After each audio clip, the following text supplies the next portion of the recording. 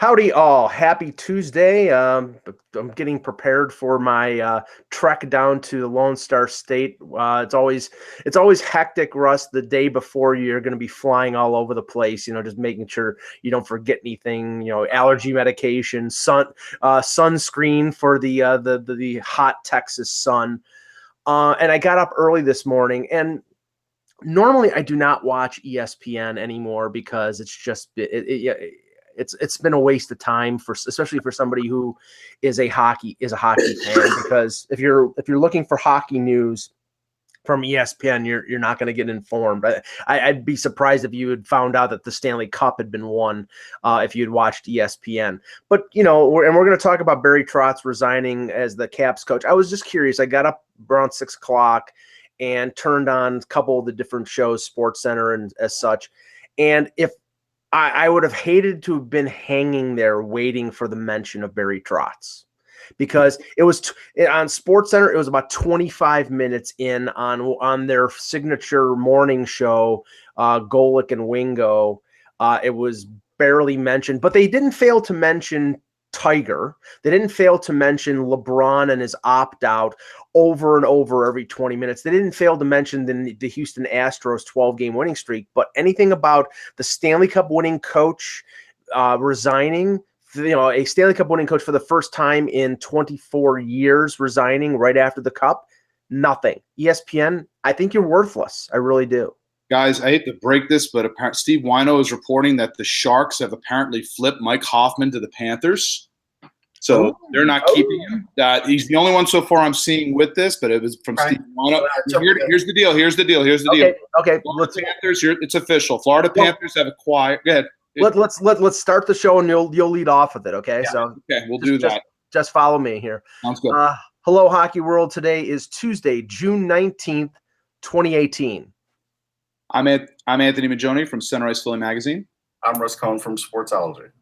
And I'm Michael Agello, and this is the HockeyBuzzcast here on HockeyBuzz.com. And we go to our intrepid breaking reporter, Anthony Mangione, for the news of the latest deal in the NHL. So Mike Hoffman has been dealt a second time today. First, he was flipped, obviously, earlier by the Ottawa Senators to the San Jose Sharks. Now, the Panthers have acquired Hoffman and a 2018 seventh-round pick from the San Jose Sharks. Going to see here what the exchange is here from the Panthers' perspective, since they just made this deal and it's just breaking now. In exchange, it is for Florida's 2019 second-round pick, 2018 fourth-round pick, and 2018 fifth-round pick. So Hoffman went from being a Senator to a Shark to a Florida Panther. Frequent flyer miles not included. Well, okay, so read those picks again one more time. The picks are now they're sending the Sharks are sending their 2018 seventh round pick along with Hoffman, right, in exchange for their 2018 fourth and fifth round picks and their 2019 second round pick. Okay. So let's talk about this. Okay. So a couple of days ago, I said there wouldn't be much value for Mike Hoffman, and this is the equivalent of not much value times two. Well, let's talk about deal number one first. Sure, let's talk about Ottawa San Jose, because we realized that Pierre Dorion was between a rock and a hard place. The value of Hoffman was mitigated by the whole situation that came out last week. We don't know whether it's proven or not proven. We're just going to avoid that and just go to the hockey side of it. His value is down. That's hanging over his head. Before the news came out, I probably would think, Russ, we heard about Calgary, we heard about St. Louis being interested in Hoffman, we heard names like Kyrou and Robert Thomas and first-round picks, and now he goes for Michael Bodker, and Michael Bodker was an absolute bust of a signing with San Jose, and it's in the first year of his contract. I think it was 4 years, $16 million, and he didn't score a goal until the All-Star break. So this was basically a salary dump of Bodker for Hoffman, and now, let's take it from there. So let's look. San Jose couldn't wait to get rid of Michael Bodker. That was obvious, and it's not because he's a bad guy. He's just not a great hockey player. So they clearly did, and I love how in these trades 6th and 7th round picks are getting thrown around, because really the chances of those becoming NHLers are very slim, right? So at the end of the day, if Ottawa feels like they got something, okay, they at least got a player. At least they got a player to put on the roster. In that essence, okay. But again, it's really a shame. There's nothing Pierre Dorian could have done here to get more value, and the value just stinks. It just does. Yeah, and I don't know much about Julius Bergman. I do. I mean, look, he's a pretty good puck-moving defenseman, but he's 22, so he could be a depth guy in the league. He's not going to be a star. He's not going to be a big-time point guy. He skates well. He's one of those guys that you definitely could plug in at some point. He's been 3 years in the AHL, but that's not uncommon for San Jose. But look, if you think he's one of San Jose's top prospects, you'd be wrong. Now, Anthony, the thing that I see here, and now we can take it forward to the Florida deal. San Jose dumps a $4 million cap hit. Now, we don't know from Steve Wino's report whether there's any salary retention here, but Bodker had 2 more years at $4 million. Hoffman had 2 more years at 5.187. So they were taking on salary in the instance of in the short term. But if they didn't retain any salary, this is clearing $4 million of cap space for San Jose, and that gives more credence to the Sharks being a player for John Tavares. Yeah, not only that, he could also be a player here also for Ilya Kovalchuk too. That could be another area as well. If Tavares to the Sharks falls through, Kovalchuk will be a fallback, a good fallback option for San Jose. I think at least on a short-term deal. Say maybe if they got a 2-year contract window, and that's what they say to Kovalchuk, 2 to 3 years. Well, here's the problem. He won't take 2 years. Like this is like an ego tour for Ilya Kovalchuk, and he's already saying we'll see on July 1st. Yeah. He says he wants the Patrick Marleau deal. Right. He's delusional. Nobody. I mean, okay. No, not nobody. Somebody will give it to him, Mike. Somebody always does. And I'm not gonna lie to you. I'm not gonna be shocked if it's San Jose. They may look at it and say, you know what, this is our last chance to make a hard push. And if they feel like Kovalchuk can give them something on depending on what the cap hit will be. I feel like I know what Kovalchuk wants. I just don't know necessarily if he's going to get completely what he's looking for. Well, but let's go back. Now let's go back to the Hoffman deal, but from the Florida perspective, because one of the main criticisms regarding the Panthers last year, and at the end of the year, they sort of like tried to climb back into the playoff race and then fell back, was that they were very strong up the middle with Trocheck, with Barkov, with Bukestad, up the middle. But on the wing, they were extremely weak. And now, I don't think Ottawa, they really didn't have the luxury of caring whether Hoffman ended up back in their division. Right. But now they add Hoffman. And Russ, I think this may take him out of the Max Pacioretty stuff that we've been hearing about since the trade deadline. I don't think now that they got Hoffman for 2 years at over $5 million that they're going to be trading young assets for a guy who's got 1 year left. No, I agree. I have to agree with that. Look, Florida's the one who probably makes out in this deal because they got Hoffman for very little. Yeah, for picks. For deep picks and a second in 2019. Right. So if you think about it, Florida's the one that comes out the real big winner here. San Jose was a pretty good winner because they dumped a player that they knew wasn't working and saved on some cap. But Florida gets a player that could still play. We can't lose sight of the fact that Mike Hoffman is a very good player, and this is a good addition to that team. If you take Hoffman out of the equation completely, Anthony, you just say, okay, Hoffman went directly from Ottawa to Florida and ignore that San Jose used him as a clearinghouse. San Jose got a 2, a 4, and a 5 for Michael Bodker and saved $4 million a year for the next 2 years on the cap. Doug Wilson should be marching through the streets of San Jose in celebration. Yeah, I would agree. And in a draft that I think has more of a spread of talent in terms of some of the deep, potentially where you could find guys potentially a little deeper in terms of the second and third rounds. Right. That works out, I think, again, for San Jose in this case. I don't think there's any question about it. And again, we do need to see the other shoe drop to see what they're going to do with the space they've just earned. Right. Before we go marching through the streets. Well, they can't do worse than Boddicker. So he's been an empty. Oh, I hate to use a phrase. He's tantalized people for years, and he's always been a tease. And it's just, and it could be something. Now, I think that there'll be an on Tavares if Tavares hits the 5-day window. If not, Pavelski and Couture come up as UFAs after this year, and their contracts of Martin Jones kicks in this upcoming year. So does Marc-Edouard Vlasic. So does Evander Kane. Brent Burns' deal is already in effect. So this is $4 million that they could put to use, even if it isn't on John Tavares. True, and look. At the end of the day, they're going to lock up Pavelski and they're going to lock up Couture. There's not even a question in my mind. Right. That is definitely going to happen. But again, we have to remember San Jose is a great drafting team. Mm-hmm. They've added guys over the years. They've added Timo Meier. They've added so many players. Hurdle. Yeah, they've added Hurdle. The guy out of Staten Island that I like. LeBanc. LeBanc. I mean, they've added guys that they have drafted from a lot of different rounds, and they have more that they could add.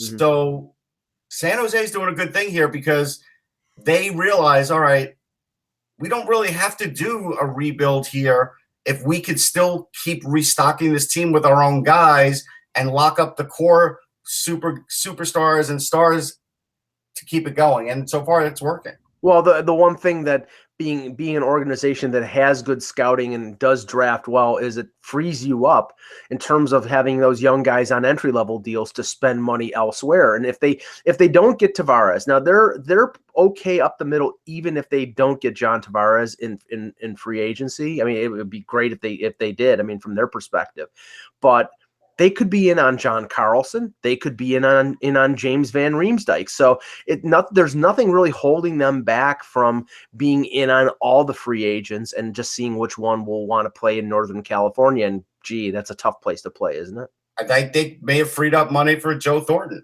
Who knows? Right. Well, yeah. I mean, that is the thing that's sort of hanging over the Shark. The only thing that's hanging over the Sharks' head is that he's definitely gone, because I think no. I don't think so. I don't think he wouldn't come out and say I'll take less money to stay. That's not exactly helping. Holding their feet to the fire. That's making that's saying, okay, I want to come back. Right. I'll take less money, but the question is how much less. And, now that they've opened up $4 million in cap space, I don't think he's going to take as much less as maybe they thought he would previously. So we'll see. But let me pose this to the esteemed board here. If you could bring back Joe Thornton for a 1-year deal at $4 million, I'd say they'd probably do it. I don't know, simply because they brought him back for 1 year at $8 million, and they got 30 games out of him before he cooked his. He'll get more this year. He's coming off the knee surgery. He's coming off 2 knee surgeries. If you can get him for half that price, I think they do. Yeah. He's coming up to knee surgery. I mean, yes, they might. Yeah, it's very possible, but I don't think it's a guarantee because maybe they think they're throwing money away on a guy that might not be able to get through a season at 38 years old. So but they don't look at it that way. I know they don't, but I'm just saying. You know what I mean? Yeah.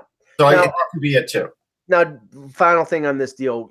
This is only the beginning of what's going on in Ottawa. I mean, there's talk about obviously the Carlson stuff, and we'll be focused on that the next few days. There's chatter about Zach Smith. Mark Stone is an RFA. I saw a correspondence back and forth between Travis Yost of TSN and Darren Drager talking about what Mark Stone would get on his new deal, and they're talking $8 to $9 million a year, which I think would, if he gets that, I mean that is a paradigm shift in the NHL. If you're talking about a winger getting that much. And I mean, I think he's a really good player. I don't think he's an excellent player. Let's not. Yeah, but do you think he's a top 5 winger? Do you think he's close? I mean, put him on a different team, he's really close. Yeah, but we're talking about him being on Ottawa. I know, but I'm just saying. I mean, if they can pay that, if they find somebody to take Bobby Ryan's deal, well, that's what they're going to do. I think Ryan is the next one out. Actually, I think he is the next one out the door. That is the one where they'll take less value to save money, and he is the next shoe to drop for them, in my estimation. Well, I mean, 4 years left at 7.25, and it's flat. It's not like a front-loaded deal. And to me, the only failing of Bobby Ryan is thinking that the King of Pizza is the best pizza in New Jersey. Other than that, he's a pretty good player. Like I just said, come on, Anthony, you know that it's not. You know that. I don't go to King of Pizza. I live in Pennsylvania. So there you go. You've driven by it like everybody else. They pay. They all pale in comparison to Bocce Club in Buffalo, New York. Okay. All right. Now the news that broke about an hour or so after the Buzzcast yesterday. Of course it did, as normally happens. And it was not as big a shock as some people made it, because Russ, you and I have been talking about this, and so has Zach for weeks, for like during the playoffs. Yeah, I mean, when they were down 2-0, there was talk about Barry Trotz not being back, and even into the Stanley Cup final, there was legitimate talk about him not staying with the Capitals, even if they won. And yesterday, he resigned. Now, the one thing that was interesting was that the Stanley Cup victory apparently kicked in a clause in his contract for a 2-year renewal. Now, I don't know what the salary was, but I'm assuming it would probably have been close to what he was being paid right now. And after higher, it was like a slight raise. Yeah. So, I mean, but he was leaving before that. That was somebody brought it up on one of the channels I was watching, that when Keenan walked away from the Rangers in '94, he walked fast. Let's be right, but he used the clause that of a bonus that was supposed to be paid by a certain day, and they missed it by 1 day, and he says, "I'm leaving because of that," when he was leaving before that. So it was such bullcrap. I remember that from high school. I was in high school, and it was just like, it was a little jaw dropping at the time. But Barry Trotz is like the fourth guy to do it now. But here's the thing. I brought it up. I want to say it was after they beat Pittsburgh that I think that the Capitals were banding together in the locker room for Trotz, knowing that he was probably leaving. And I do think that was something that did help galvanize the team. End of the day, Barry Trotz didn't lie with any of his quotes either that made me think, all right, could he possibly stay in another capacity? Because he said he felt like he had a future with the Caps. He did, but he felt like he had it at his price. And clearly the GM did not want to pay his price, so he left. What, he's gonna stay on as a senior advisor, making $3 million a year? No, but you know what I mean? Like, it just he clearly would have stayed. There was some small part of him that would have dealt with whatever friction there was with the GM, but at the right price, and he wasn't paid that price. So now, Anthony, here's where, and again, Russ and I have been saying this, and more Russ than me, because he knows more. No, I will. But that.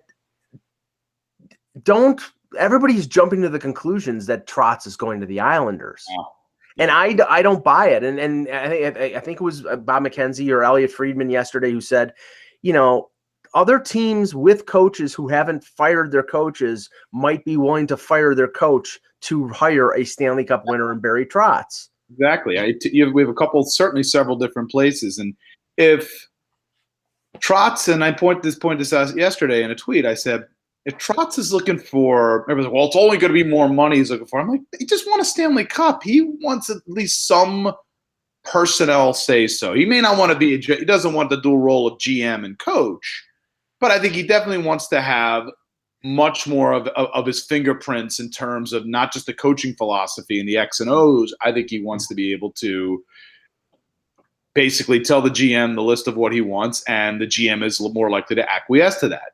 So we got the groceries, Bill Parcells. Bingo, exactly. Thinking of exactly what was on my brain was the Parcells shopping for the groceries part. Right. So for me, he's going to go with Lou in the cult of personality of Lou Lamoriello on Long Island, where he has. And somebody brought it up yesterday about, well, in Toronto he gave Babcock. Babcock had a lot of power. I said, but the role was different. Everybody knew Lou had a window of time, and that Dubas or Hunter was going to be taking over. So that was a whole different role. He was there as a mentor to get everything in line in a certain way. So when Dubas took over, everything was in place. Yeah, now, this is his son isn't on Long Island. Chris Lamoriello's there. That's back. They're planning on turning this into Devil's Long Island, and this is basically what it's going to be. And he brought in an assistant general manager who worked for him in New Jersey, so that just feeds in even more to the model. There's going to be Trotz is not going to have the level of, if he wants say so in addition to dollar figure, the Island's the last place I think he's going to go. Now I think you brought up yesterday the possibility of Minnesota with Fenton. That's the one I've been hot on for weeks. You've been hot on for a bit, Russ. That with Fenton getting hired there as the GM. And Craig Leopold was the owner of Nashville when Trotz was there too. Exactly. So there's a lot of easy connect. There's a lot of connections there. If he wants to start from scratch, in terms of the Seattle situation with Tippett, if he's willing to the two of them are willing to work together, there's a lot of different possibilities for Trotz. And everybody was like jumping like yippee dogs yesterday. Like, oh yeah, it's the only job that's open is the Islanders. So he's going to go to the Islanders. I'm just like, guys, we're all like reporters. Can we have a bigger sort of idea of why is he going to lock himself into just going on the Long Island? Yeah, but see, that's the thing. The ones that really know what's going on. And I'm not trying to act like we're going, that we know more than anybody else. No. But I'm saying like last night, reflexively, I'd say half the people were saying, "Oh, the Islanders." It makes perfect sense. But the people who know what's what, we're not saying, "Oh, it's immediate that it's the Islanders." That there are other possibilities, and not to jump to conclusions. And I don't think it's a fait accompli that he's going to the Islanders, because I don't. First of all, I don't know if the Islanders are going to want to pay $3 million, $3.5 million, $4 million, maybe even as high as $5 million for a Stanley Cup winning coach.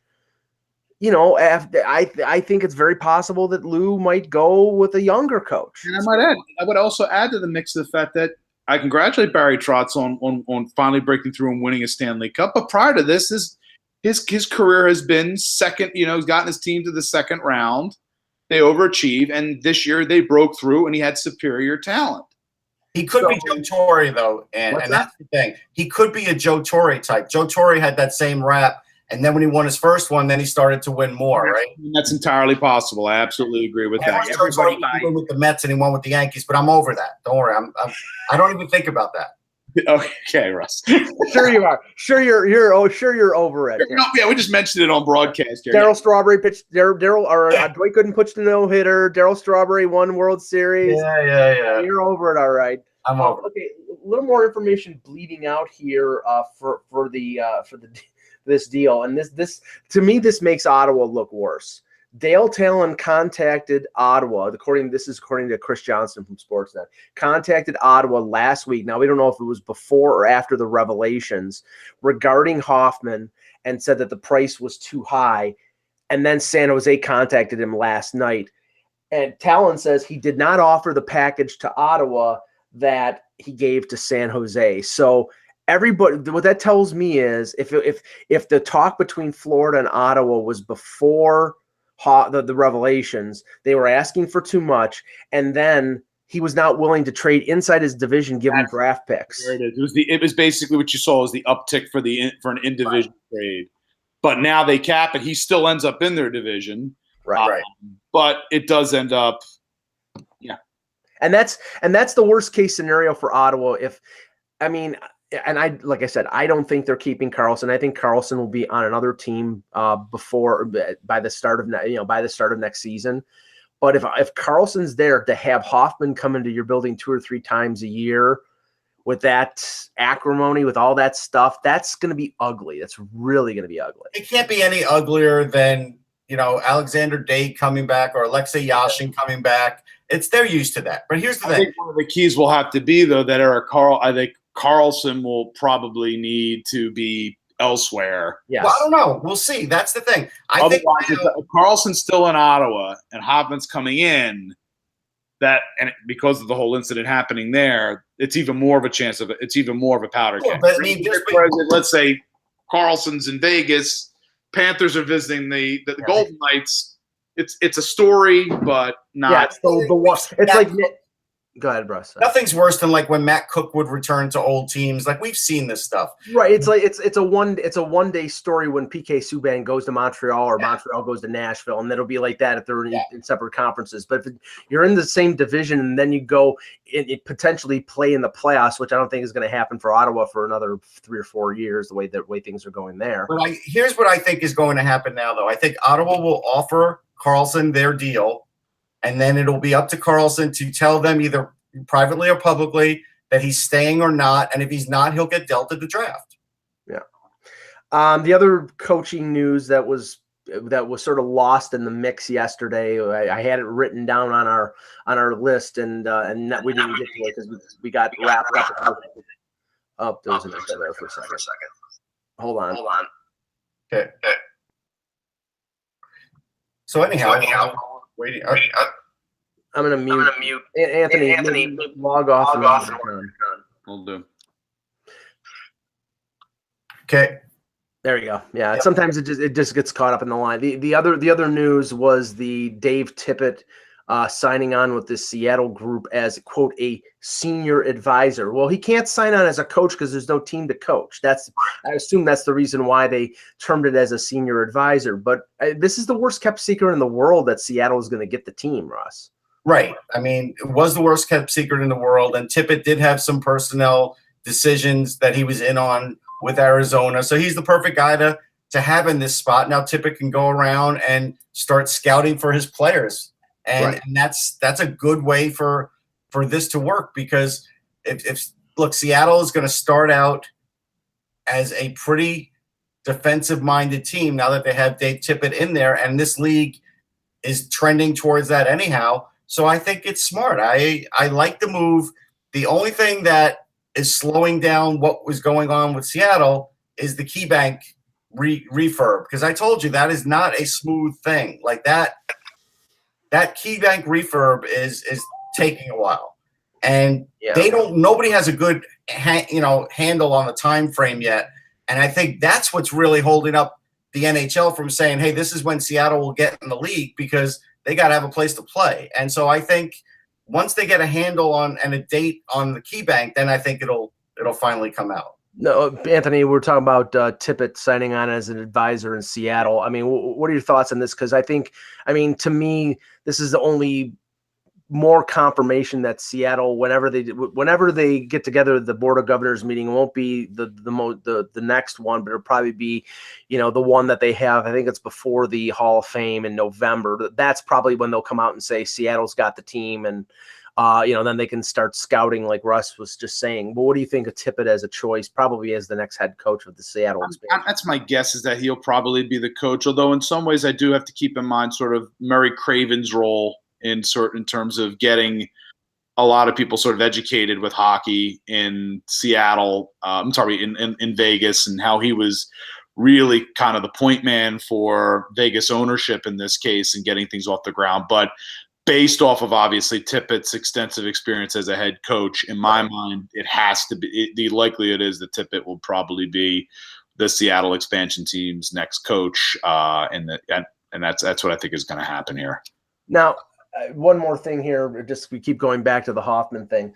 Bruce Garriak was reporting that, when Talon spoke to Ottawa last week, Ottawa was asking for significantly more than they ended up getting in the deal with San Jose, which tells me that Dorian is in a deal for Karlsson. And I've been saying this for a while, Russ. If say the Maple Leafs are interested in Karlsson, oh yeah, we'll trade him to you. But the price for a team in their own division is going to be significantly higher than it would be with somebody in the other conference. So to me, that knocks out Tampa, that knocks out Florida, that knocks out the Leafs in terms of destinations of where Karlsson would go, because they happens again and he gets bounced to another team. This is the part that is now, a long time ago, I thought the NHL would turn into the NBA when salaries and caps started to get close, and now this is what we're seeing. This is really standard operating procedure in the NBA, and now we could see it happen to Erik Karlsson too. And that's why we saw it happen with Mark Streit, and we all sort of laughed about it, but it's going to start happening more and more and more. And wasn't there one general manager who was sort of pissed off in that transaction where they didn't want Strite? Was it Hextall that didn't want Strite to go? That wasn't Hextall. It was somebody. Somebody else. Yeah, somebody else. Hextall at that point wasn't.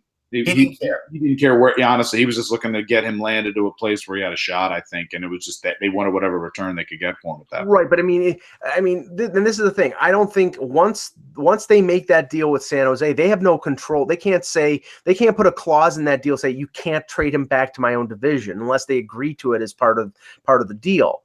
But I've never heard of clauses like that being put in transactions. I don't think those are contractually not able to be put in place. Yeah. So anyway, okay. No, Rusty, small things. Yeah. Yeah.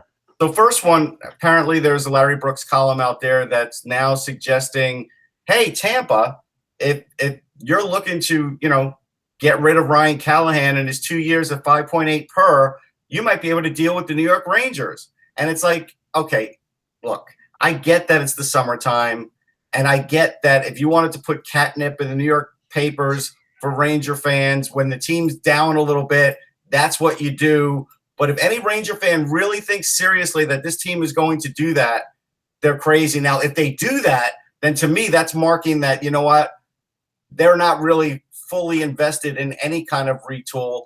All they're doing is they'll use the excuse, hey, we're bringing him in. He's good with the young players. Look, you already have Matt Zuccarello for that, and they're probably trading him too. Yeah. So you can't give me a good excuse as to why you should bring back Ryan Callahan. And I like the guy as a player. Believe me, I like him a lot. But this is just silliness. But Callahan's having, I believe it's reconstructive shoulder surgery for like the second time in the last 3 years this summer, or if he may have already had it. I mean, to me, I don't know what the motivation here is with Tampa, because they can put him on LTIR until he's healthy to return. And if he's not healthy to return, then they have 5.8 million in cap space. This is not, we don't even know if it's steeped in fact from Tampa. This is just a what if column. This is Larry. I'm now a Hall of Famer, so I can pretty much put up what I want to on the wall here. And it may or may not stick, but Here's the one thing Ranger fans don't need to see, or at least older ones. Barry Beck had a shoulder that used to pop out when he played, and he was a great defenseman, one of the top 5 in the league. He was a big bruising defenseman, and it was Pat. What was his name? Crap. From where? From the Islanders, who popped. Pat Flatley. Pat Flatley, who later became a Ranger, who popped his shoulder out, and after that, it kept happening. Nobody needs to see this happening to Ryan Callahan on a regular basis in New York. Trust me, they don't. Well, yeah, I mean, that'll be. I mean, I have a feeling that the Rangers will be extremely busy, but I'm still like I think they could go more in the direction of the rebuild than other people think, because they're already going that way, Russ. So why not go all the way? You know what I'm saying?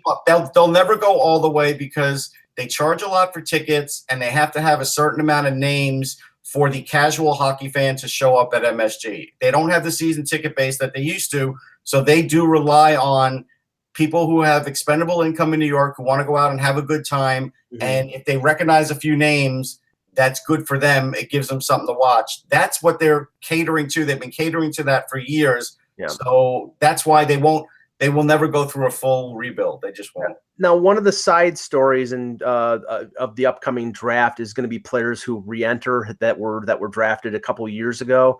Right. The most prominent one is Adam Masherin, who played for Kitchener. Scored 40 goals last year with the Rangers. He was, I believe, a second-round pick of the Panthers in 2016. Didn't sign. Dale Talon, according to Chris Johnson, was asked about Masherin, and he said, he didn't want to play for the Panthers. That's what happened. We offered him a favorable contract, and he refused it. Now, Russ, I've heard people say he's a third-round pick, and this is where I don't understand. What I don't understand, it might be less risky to take a guy who's now, I believe, 20, who a lot of people think has got an NHL capability in terms of his skills. So why wouldn't he be picked in the second round, or why wouldn't he be picked higher than, say, the third or the fifth round or something like that? Well, because Talon has broadcast the fact that he turned down a deal to play for that team, What if you draft him and he turns down a deal to play for your team? So he's the window's getting tighter for him though to start his pro career. That's the thing.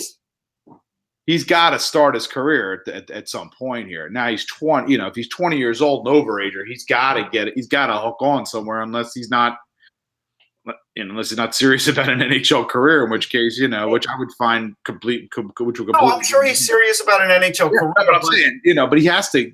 Whoever he's going to get drafted by at this point now, if he's still going to be as obstinate as he apparently is with Florida, as he was with Florida. Okay, so let's just use. He doesn't want to play for the Panthers. I think it's what it just comes down to in this case. Okay, so let's use Connor Blakely as an example because he was a first-round pick in 2014, right? And then he got picked in the 5th round by the Blues. Right now, today, as we speak, Blakely's 22 years old. Last year, he played 40 ECHL games, had 38 points. Then he played 13 AHL games, had 1 point, 1 goal. Yeah. So this is what happens to guys that sort of play this sort of game. Mm-hmm. They're going to get drafted by a team, probably 5th round again, because I think that's where they deem the value to start. And that guy is going to get put into situations, and if he doesn't do well right off the bat, he is going to get bounced around an organization, and then you may or may not ever see him in the NHL as a result. And Masherin has talent. He does, but he's also a guy that I think has to get in better condition too. Well, the thing is, it can't. It couldn't have been lack of opportunity because, like we just said, Florida's weakness has been on the wings, and he's a winger. I mean, Owen Tippett could make that team this year with a good training camp. The Hoffman is going to be probably on their top line, so they were in desperate need of help on the wing. Not, he was playing in junior last year, but if he had signed with him, he might have had a chance to make that team out of training camp, or at least have a chance to play in the NHL later this year if he started in the AHL. So I don't know. I mean, maybe some other team that needs immediate help on the wing and thinks that he can make the jump fairly quickly will take a chance. I mean, there are other players. I remember I mentioned earlier a couple of Leaf draft picks, big defenseman Mattinen there's I can't think of the other one right now. I'm drawing a blank, but Keaton Middleton, that both are re-entering the draft, but they were deep picks, and they probably won't get picked till the 5th, 6th, 7th round, where teams will be willing to take a chance on them. So, okay. Anyway, so an interesting note here, and I don't know. Again, just so you get where I'm coming from. So, there's an article up here from 2016 from therecord.com, and this is what the headline is, and this is important. Masherin, fit, focused, and ready to lead. And that's why I talked about his conditioning. So if again, it is something that has been talked about, and that's something where, yes, in the OHL, you could get away with that and score a lot of goals. You can't get away with that when you go to the next level. Now, according to Darren Drager yesterday, and this brought up a bunch of chatter in Toronto, John Tavares and the Islanders have been having regular conversations. If they don't have a deal by this time next week, meaning yesterday, so that would be at the beginning of the 5-day window, expect Tavares to visit with 3 to 5 teams. Now, he says in Los Angeles. I believe he's represented by Pat Brisson, and Pat Brisson is CAA. So I know CAA is based in LA, I believe. Yeah.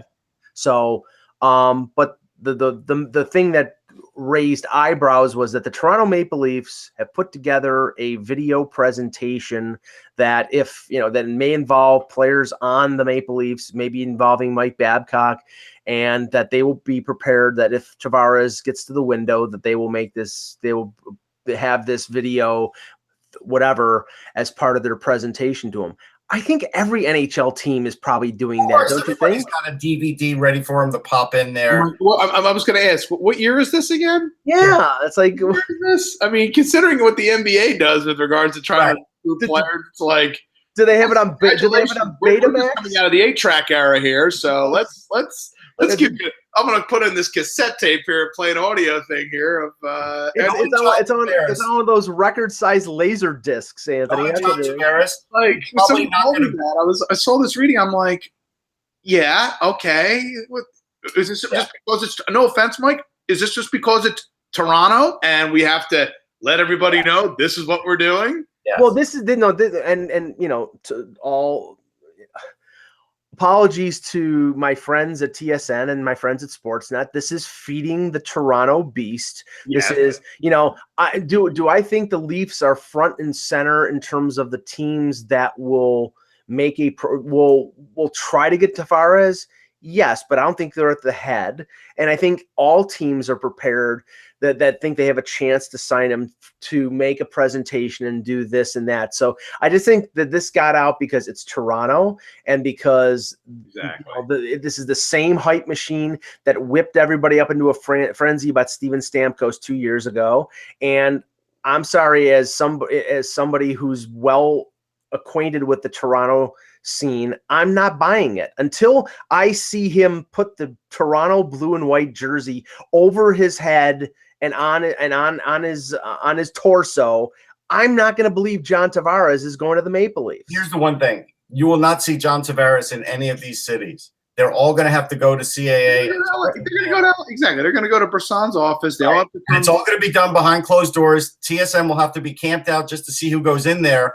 But you're not going to see John Tavares at all. He is not going to be on camera at all. All I want the PowerPoint presentation with a photo with a jersey Photoshop. That's what I want. John, here you are. Look at how you look in blue and white. Look at that. Well, no, I'm sorry. Our buddy Greg Wyshynski has already did that with nice graphics on ESPN. He had Tavares with the superimposed jerseys with Toronto with but if the teams do it, man, it's gonna be like it's gonna be but remember Toronto a couple years ago, and from what I understood, this turned Stamkos off. Was that when he visited the Leafs, they had the mayor of the city of Toronto, they had the CEO of Canadian Tire, they made this big presentation. Now, I don't know what their offer was to them. Probably it was more in terms of money than Tampa Bay, but the tax situation in Ontario would have taken some of that away. But the bringing the CEO of Canadian Tire probably would have been their attempt at, I would say, circumventing the cap by getting some sort of advertising or some sort of endorsement deals. And I don't think the Leafs are going to think outside the box when it comes to making these types of signings. This is like a once in a lifetime thing. So I wouldn't doubt that if they did it for Stamkos, they will do it for Tavares. I just don't know. In the end, I think the thing that's most important to him is being able to win a Stanley Cup. And that's 2 years ago. The Leafs were last in the league and hadn't drafted Matthews yet. Now that case is a little more logical and realistic. Sure. I mean, end of the day, like I said, Tavares is going to keep this low key. I wouldn't be shocked if he gets a Bandits jersey. Stop with the Bandits. The Bandits jersey has Tavares on it. It's already on it. And the numbers, same numbers. I know, Russ. What are they going to give? What are they going to give him?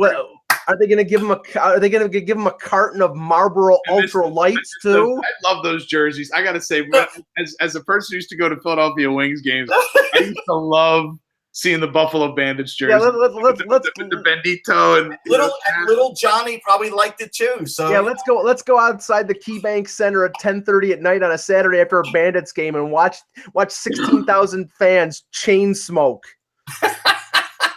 It's either that or put them through a table like they normally do during. No, that's for Bills. That happens in Orchard Park. All right, so switching off Tavares.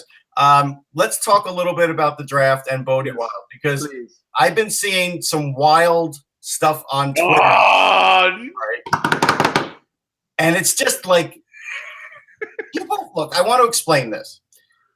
When you see a player, right, and if you see him on television, you might get to see him a few times in a tournament, but you're not seeing everything, right? You're not seeing behind the play. You're not seeing a lot of other things that you would want to see with your eyes that gets televised, right? It's still, it's something. It gives you an idea of a player. But like as an example, Bodie Wild, I don't even know if it got televised at the Five Nations where he literally helped bring his team back with some big goals in the game and help them win that tournament. I don't know if that was even televised, right? So people talk about Bodie Wild like he is this Shane Gostisbehere gone wild, kind of crazy, chancy offensive defenseman. And it's one more time, we're going to turn this into a drinking game, Russ. I know. And I bring up Gostisbehere because, Flyers fans, there's been some discussion about if Wild went to the Flyers. And I don't think that's a bad idea, by the way. I just don't think it's going to happen. But at the end of the day, he's a physical guy. He skates great. He can really move the puck in the offensive zone very quickly. And he actually is a good decision maker. It's just he does gamble, but he does know when to gamble too. And I think for people that are worried about like this riverboat gambler mentality, you can't play on the second pairing of the NTDP with that kind of mentality. And I just want to stress that. Like, that's not something that program puts up with. And I've even seen people sort of ripping the NTDP the other day to me on my own Twitter, like, whoa, what's the NTDP? Well, here's some things that maybe you don't know about them, and even things that I learned along the way that I didn't know about them. So the NTDP, right, the National Training Development Program, they have a shooting room. I had no idea. I didn't even know what it was. I had to ask the player, what is a shooting room? And so basically they have 2 rooms set up at the rink in Plymouth, and basically they could just go in there anytime they want, and there's synthetic ice in there, and there's a net, and they could just shoot to their heart's content. So if you wonder why Austin Matthews and some of these other guys, Bracco, have these great shots, it's because they have unfettered access to a surface like this. That's one thing. Another thing is this year, they started playing a lot more college teams. And so you might say, well, they're just exhibition games. They don't count on the college schedule, but they're playing bigger, stronger players. Yeah, it doesn't matter. Doesn't matter if it's an exhibition or not. Physical exposure to playing against bigger players. You're not playing against the USHL juniors. So they bumped that up this year, and a lot of those players are better for it as a result, and Bodie Wild is one of them because he happens to be already like 196 pounds. So I have him ranked 16th just as an example, and it's a ranking. It's not a mock. But do I think he'll go top 20? Yeah, I do. Mm-hmm. And I think if a team gets him, they shouldn't feel like they've gotten something lesser. It's just this draft is steeped in great defensemen, and so I do think there's other guys that the Flyers could take ahead of him, and it's not a slight to him. It's just this is the way. I think there's a lot of I think there's defensively a lot of options. One of the things that's been kind of bugging me about the mocks that I've seen of late, and I just look at them just for just want to say. Yeah. And everybody's got Philly taking 2 forwards in a draft where the defensive talent is what it is, and you've already got defensemen already up in, you've drafted in recent years. You have to restock, and you need top end defensive talent. Yes. So this is my opinion, and I could be completely proven wrong on Friday night. I don't think the Flyers come out of round 1 without a defenseman. No, I agree. They're going to come out. I don't see them coming out with 2 forwards. Like Corey Proman's got them taking Kravtsov and Martin Kaut at 14 and 19. Yeah, I could see one of them at 14 in either of those spots, but I think the other spot's going to be a defenseman. Right. I agree with that.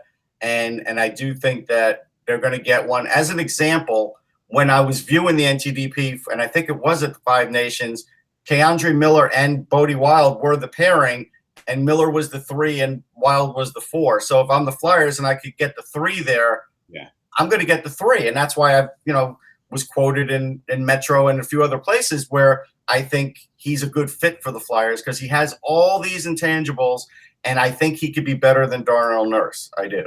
Now, just to go back to what's going to happen on July 1 or leading up to July 1, but to finish out the show here, we know. Why are you rushing June, Mike? Why are you in such a rush to get rid of June? What are you talking about? Is June like terminal cancer to you? Like, I just want to know. No, it's not Uncle June. Oh, that was good. That was very good. One good pop culture reference every time you get me on. Corrado Soprano. Thank you very much. No. Yeah. Uncle June. There's 2 references for that then. Okay. But yes, that's the biggest one. But there's another one too. Yes. John Carlson is obviously the main attraction in the defensive free agent class. We don't know whether he's going to get to the open market, but if you look at the defensive class after John Carlson, it's pretty weak. Yeah. Mike Green is coming off back surgery, but if he is healthy, he'll get probably a 1 or 2 year offer. Maybe Detroit wants him back. That's and being Detroit. I think Detroit wants him back, Russ, because if they can sign him to a 1 year deal, then they can actually trade him. They were going to trade him, and then they didn't end up doing it. No, I think they want him for 2 years, Mike, because I think they realize someone like Chalowski is a couple of years away, and they don't have anybody to run their power play. So I think they want him for 2 years, to be honest. Jack Johnson, there's been some connection between him and Montreal, some rumors about him. Even veteran guys like Alexei Emelin will probably get, he could go back to the KHL, but he could find a team. Calvin DeHaan, who's wasn't a high price guy, but if for teams looking for depth defenseman, Ian Cole. My point being here is that with the Hoffman deal that just happened and all the things hanging over him, with the defensive market as weak as it is, how much of a stretch is it for a number of teams to put in a bid on Slava Voinov? Because I think the way it's going, he has to be going through quite a few hoops first before he would even be getting. Well, he's trying to get the decision vacated. Yeah. And if he does that, it's June. I don't know where things are at in terms of it's June 19th right now. The clock's ticking for Voinov if he's planning on getting. I mean, it could be a case where we get it. He may not be as part of that July 1st group. Right. But again, the Kings still, his contract, what's his contract situation right now? He's still, it was obviously voided. Yeah, it's voided, but I think he's considered. But he's still considered an RFA. It's like he's an RFA. They have his rights. And you would have to trade for his rights to so it's a sign little him. In this circumstance, the fact that it would have to be a trade for his rights, or if it could very well be a pitch point for the Kings, where if they're trying to get Kovalchuk on board, his Scott teammate would be there as well. So that could very well be a case where the Kings keep Voinov if they're trying to get Kovalchuk. The thought has been, Anthony, that the one place he can't go back to with the things that are hanging over him is LA. Oh, wait, sorry. Is LA. But Atlanta was a good answer. Why? He can't go back to Atlanta. There's no team. He can't go to Houston either. No, but I agree. In this circumstance, I think it's unlikely goes back to LA. I'm just saying as if they were to entertain that idea, that's a possibility there. But yeah, teams trading for Voinov in terms of this. I mean, in terms of what has happened, people haven't forgotten, No, and we know that the landscape in sport, in politics, in entertainment, everywhere has changed. We're not going to get into it, but there were some comments by a former ESPN reporter yesterday on social media that have blown up because they're just not acceptable anymore. And I don't know if they were ever acceptable, but I'm just saying that in the current Me Too movement generation, you really can't go out and say things like that anymore. And a player who's been, convicted and then, deported himself for an assault of him and his wife looking very happy underneath, pina coladas, whatever. And that's the thing that that's the thing that undercuts it for some people, Anthony, is that they weren't married when this happened and now they're married. Right. So how bad can it be? But I can't make judgments like that because it doesn't undo the act. Right. So, and that's why. But the thing is, at the end of the day, look. At the end of the day, we think his behavior was abhorrent. I hate it, but we also know that the PA is going to push for him to get a job, and he's trying to get this work visa. And if he can work it out with the State Department, it doesn't matter what we think. Some team is going to hire him. They are. I think so. The question is whether it will be a team in a small market that the back blow up will be limited because I don't think that exists anymore, Mike. See, here's the funny thing. Now with the advent of social media, blowback wherever he goes, no matter the size of the city, I think the blowback on social media will be the same. And so I think whoever gets him will take that hit on social media no matter what. It doesn't matter. It doesn't matter if they have a big fan base or a small fan base, because people outside of hockey are very interested to see what happens in this. Yeah, the blowback is secondary to the fact that he's a right shot defenseman who's 28 years old, who's won a Stanley Cup, and that's the thing. It's talent. I mean, listen, before it happened, Slavo, and I've been very public in saying this. He was one of my favorite defensemen to watch, Voinov, when he was with the Kings. I loved him. I loved his game. Sure. In many ways, he reminded me. In many ways, Ivan Provorov's game and Voinov's game are very similar. I think Provorov's got a little more offensive jump than Voinov does, but I think it was the same kind of clean, hard, physical game that you look for in a prototypical NHL defenseman who could jump up and also come back and play it well in all three zones. Yeah. I love Voinov as a defenseman. It's just very difficult for anybody to get past what happened. I'm sorry. Yeah.